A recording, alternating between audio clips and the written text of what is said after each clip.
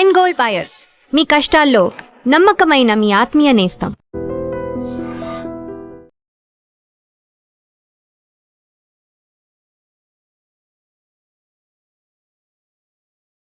మూడేళ్ల పాప జాహ్నవి కోసం వెతుకుతూ ఉన్నారు.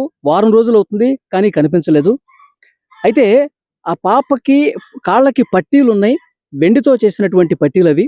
సో ఆ పట్టీల్ని ఎంత దూరం ఉన్నా సరే కనిపెట్టేటువంటి టెక్నాలజీ కూడా ఉంది.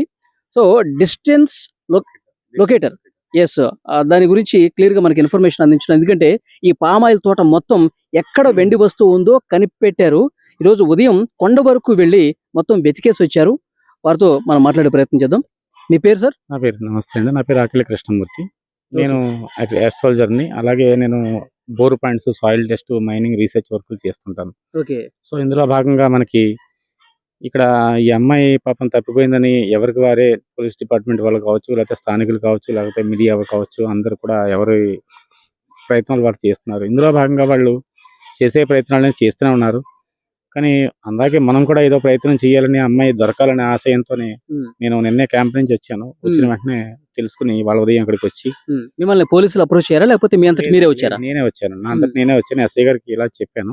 చెప్తే ఎస్ఐ గారు అయ్యో తప్పలేదు, మీరు చూడండి, అన్ని రకాలుగా కూడా వెతకాలి కదా, అన్ని రకాలుగా చూడాలి అంటే ఆయన పాపం అవకాశం ఇచ్చి ఒక 20 మందిని ఎన్డీఆర్ఎఫ్ సిబ్బందిని అలాగే పోలీసులు కూడా పంపించారు. ఒక 25 మంది దాకా దాదాపు వెళ్ళాం పైకి. అంటే ఈ ఏరియాలో ఎక్కడైనా సరే అమ్మాయికి కాళ్ళకి పట్టీలు ఉన్నాయి, అంటే వెండి పట్టీలు ఉన్నాయి. ఈ వెండి పట్టీలు ఉండడం వలన మనం దగ్గర డిస్టెన్స్ లొకేటర్ ఒకటి ఉందండి. ఈ లొకేటర్ అనేది ఏంటంటే మినరల్స్ ని, మైనింగ్ ని రీసెర్చ్ చేస్తూ ఉంటుందండి. అంటే సాయిల్ టెస్ట్ చేస్తూ ఉంటుంది. నేను సాయిల్ టెస్ట్ చేస్తుంటాను కాబట్టి ఇందులో వెండి కంటెంట్ ఎక్కడ ఉంది అనే ఒక అంశం మీద నేను ఒక డివైస్ ప్రోగ్రామ్ ఇచ్చి దాని ప్రకారం ఒక డిస్టెన్స్ లో ఇది ఒక 2.5 కిలోమీటర్ వరకు కూడా మనకి చూపిస్తుంది. కిలోమీటర్ వరకు ఇక్కడ పెడితే దాదాపుగా అమ్మాయి ఎక్కడైతే మిస్ అయిందో, మిస్ అయిన కనిపించిందన్న ప్లేస్ దగ్గరికి వెళ్ళి అక్కడ పెడితే దాదాపుగా 1.5 కిలోమీటర్ వరకు చూపించిందండి. ఇక్కడ వెనకాల కొండ కనిపిస్తుంది చూసారా? ఏ వైపు వెళ్ళారు మీరు? ఆ వైపు వెళ్ళాం. అందరూ కూడా అటువైపు వెళ్ళారు. అమ్మాయి కూడా అటువైపుకి వెళ్ళిందని చెప్పి చెబుతున్నారు. సో దాదాపుగా మేము ఒక 30 వంతు పైకి వెళ్ళిపోయామండి. అంత పైకి 30 వంతు వెళ్ళిపోయామండి. 30 వంతు వెళ్ళారా? చిన్న పాప, 3 ఏళ్ల పాప ఎట్లా వెళ్తుంది అని కాదండి. ఒకవేళ అంత దూరం వెళ్ళలేదు అమ్మాయి. కానీ ఏదైనా ఏ జంతువు అయినా సరే ఆ అమ్మాయికి ఏమైనా ఇబ్బంది పెట్టిందేమో, తీసుకెళ్ళిందేమో అన్న ఉద్దేశంతో అంతవరకు ఆ డివైస్ అక్కడ దాకా చూపిస్తే అక్కడ దాకా వెళ్ళాం. కానీ తీరా చూస్తే అక్కడ మా అమ్మాయి ఆచూకి కానీ ఆధారాలు కానీ ఏమి లేవు. అక్కడ ఉన్నది ఏముంది అని అంటే అక్కడ మినరల్ మాత్రమే ఉంది. అంటే వెండి కంటెంట్, మట్టిలో ఉండే మినరల్ కంటెంట్ మాత్రమే ఉంది తప్ప అమ్మాయి తాలూకు ఆధారాలు అయితే ఏమి లేవండి. అంత దూరం అయితే ఆ అమ్మాయి వెళ్ళలేదు, ఏ జంతువు కూడా తీసుకెళ్లేదు నాకు తెలిసినంత వరకు.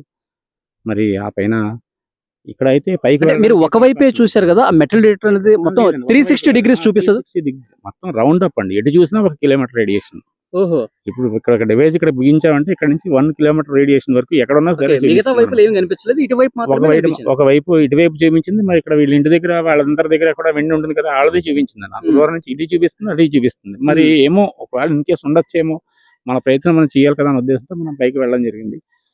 పైకి వెళ్ళి అందరం కలిపి పైకి వెళ్ళాం. చాలా కష్టపడి పైకి వెళ్ళాం. మహా భయంకరంగా ఉంది అడవి. ఆ పైకి వెళ్ళి చూస్తే అక్కడైతే ఏమీ లేదండి. అంటే ఏదైనా జంతువు అయినా తినేసి పట్టుకెళ్ళిపోయిందేమో, తినేసిన మెటల్ వదిలేస్తుంది కదా అన్న ఉద్దేశంతో కూడా చేసాం. నిజానికైతే అమ్మాయి అయితే ప్రాణాలతో ఉంటుంది, ఏం పర్వాలేదు, ఎవరు కంగారు పడాల్సిన అవసరం లేదు నా ఉద్దేశ ప్రకారం. అమ్మాయి కానీ ఎప్పుడు సార్? శనివారం రోజు మధ్యాహ్నం, ఆదివారం, సోమవారం, మంగళవారం, బుధవారం, గురువారం, శుక్రవారం, శనివారం, మళ్ళీ రేపు శనివారం కదా, వారం రోజులు అవుతుంది. అయిపోతుంది దాదాపు. అమ్మాయి అయితే ఇక్కడ ఎక్కడైతే ఏం లేదండి, ఎవరో పట్టుకెళ్ళిన. బాబతే నా అనాలిసిస్ ప్రకారం, నా సర్వే ప్రకారం అయితే ఒకవేళ ఇన్ కేస్ కనుక నిజంగా పైన ఉండి ఏ జంతువే పట్టుకెళ్ళిపోయినా, లేకపోతే ఎవరైనా తీసుకెళ్లి పైన ఏమైనా చేసినా అలాంటి ఆధారాలు కూడా ఏమీ లేవండి. అంటే పాపం వాళ్ళు పోలీస్ డిపార్ట్మెంట్ కూడా దాదాపుగా 500 పైన 200 మంది, 200 నుంచి 500 వరకు వచ్చారండి. ఈ కొండ యువతల నుంచి అవతల వరకు, అవతల నుంచి యువతల వరకు కూడా జల్లి పెట్టారండి. చాలా కష్టపడి, ఇంత కష్టపడి ఇంతలా పోలీసు వారు ఎక్కడ కూడా వాళ్ళలో అయితే కనుక లోపం అయితే ఏం లేదు. అన్ని రకాల అన్ని కోణాల్లో కూడా వాళ్ళు చేయాల్సిందని చేశారు. అది కాకుండా చివరికి ఆ కుక్కకి ఏమైనా తెలుస్తుందేమో అనే ఉద్దేశంతో ఇవాళ GPS ట్రాకర్ కూడా తీసుకొచ్చి ఇవాళ ఉదయం నుంచి ఆ పని మీద కూడా వాళ్ళు ఉన్నారు. అందరూ కూడా ఎవరి కృషి వాళ్ళు చేస్తున్నారు. కానీ మీరు వస్తువులు కనిపించడం కానీ, ఎవరైనా చెప్పులు కనిపించడం కానీ, ఇంతకుముందు ఎవరో చెప్తా ఉన్నారు, పాపకు సంబంధించిన డ్రెస్ ఏదో కనిపించినట్టుగా, చెప్పులు కనిపించినట్టుగా ఏవో మాట్లాడుతూ ఉన్నారు. మీరు వెళ్ళేదారిలో ఏం లేవా? అసలు ఏమీ లేదు సార్, అవన్నీ ఉత్తి మాట్లాడండి. అలాంటివి ఏమైనా ఉంటే వాటికి వేరే విధంగా ఉండనండి. పోలీసు వారు ఏం తక్కువ ఏం కాదండి, వాళ్ళు చేయాల్సిన వాళ్ళు చేస్తున్నారు. చాలా లోతుగా వెళ్తున్నారండి. అసలు మనకు చెప్పేది కొంత కానీ వెళ్ళాల్సింది ఇంకా లోతుకి వెళ్తున్నారు.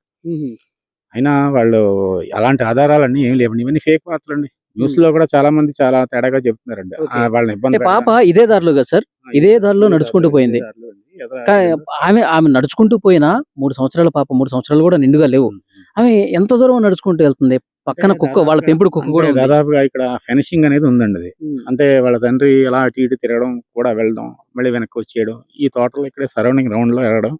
ఇక ఇది ఇది ఇక్కడ నుంచి అయితే ఇంటి దగ్గర నుంచి ఒక 200 అడుగులు ఉంటుందండి. అంతే, అంతకు మించి ఏమి ఉండదండి. 200 అడుగుల తర్వాతే అక్కడే కనిపించిందని ఒక వ్యక్తి చెప్పడం అనేది జరిగింది. తాతారావు అనే వ్యక్తి ముసలతను కనిపించింది. పిల్లల దగ్గరికి వెళ్తే కుక్క ఏమో మీద పడిపోతుంది అనే ఉద్దేశంతో అతను భయపడి వదిలేసి వెళ్ళిపోయాడండి.